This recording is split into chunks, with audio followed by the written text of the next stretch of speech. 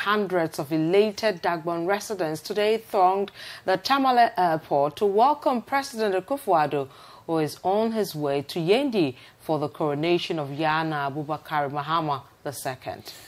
Now the president will spend the night in Tamale and set off to the capital of Dagbon, that is Yendi, tomorrow. He was accompanied by the Defense Minister Dominic Nitiwo, the Minister for National Security Albert Kandapa, and other political appointees.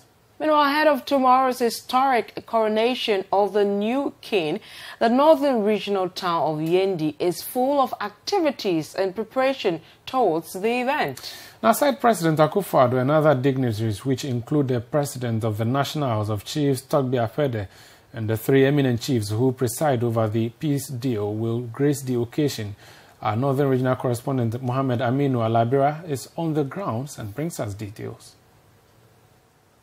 Tomorrow will go down in history as one of Dagbon's special days. For almost a century, Dagbon has been without a unified king for the traditional area. This situation has led to countless clashes between the Abudus and Andanis, leading to the loss of thousands of lives.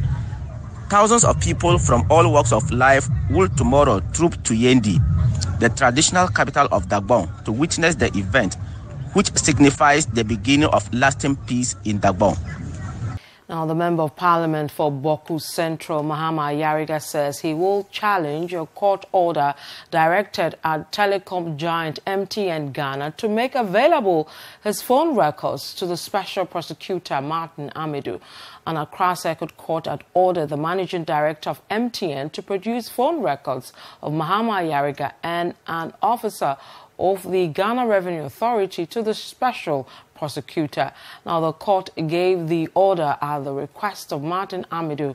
Ms. Amidu had told the court presided over by Mrs. Ruby Naa-Jelequason that the Office of the Special Prosecutor had already obtained an order to conduct a forensic examination on 3 mobile phone numbers from the Director General of the Criminal Investigations Department of the Ghana Police Service. Now, it's a week to the General 31st by-election in Ayawaso West Wuogon constituency.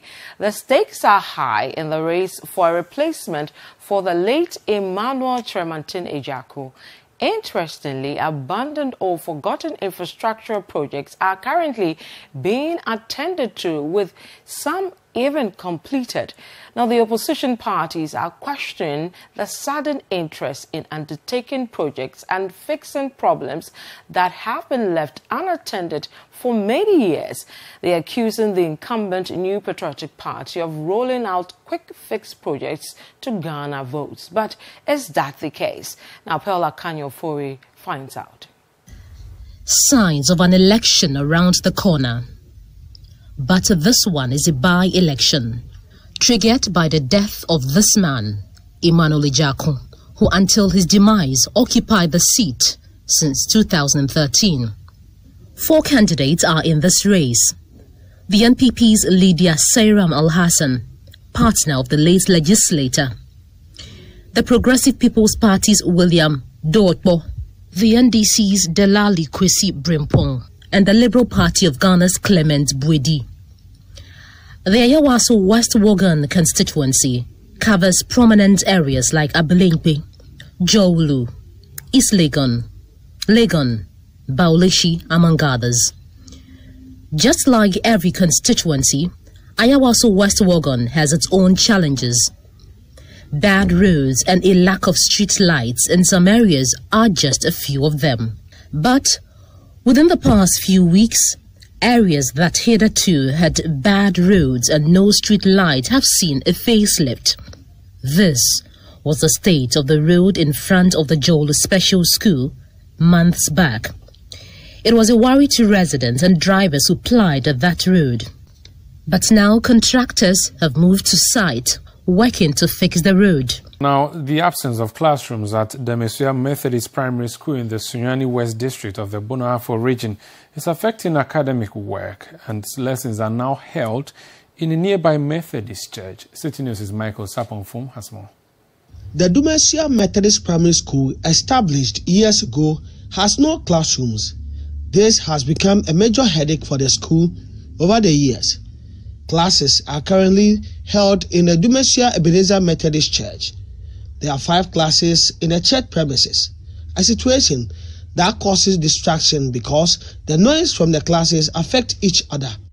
This is the state of the abandoned 6-unit classroom block started some years ago. The building has been left at the mercy of the weather. From Tamale, let's go to the central region. Now, some fishmongers in that region have complained about the lack of financial support on the part of government to their business. According to them, the scarcity of premixed fuel and other challenges are hindering the progress of work. City News' Central Regional Correspondent Calvi started toured some fishing communities in the region and has this report. For long, fishmongering has been a major part of the local economy of the people in the central region. This is because fishing is the major occupation for residents of the coastal areas in the region. And with a regional population of 2,521,118 people, there is always good market for seafood. It thus comes as no surprise that 8 out of the 20 districts in the region are predominantly fishing communities. However, all is not well. The fishmongers over the years have complained of neglect on the part of government to support them financially.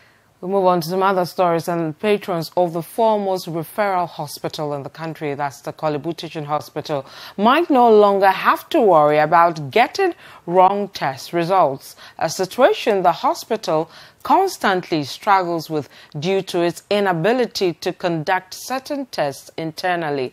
Now, this is because the government has procured ultra-modern laboratory equipment from China, which will be stationed at the hospital. There's more in this report.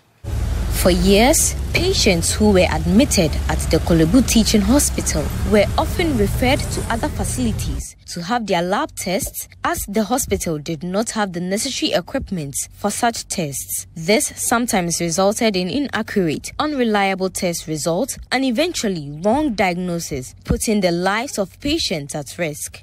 The hospital's central laboratory was also hit by a severe shortage of essential supplies, which affected the smooth running of the facility. But in a bid to fully serve its purpose as a premier referral hospital in the country, the government has procured an ultramodern laboratory machine known as SAL 6000 under a partnership agreement with Shenzhen Midrin, a biomedical electronics company in China.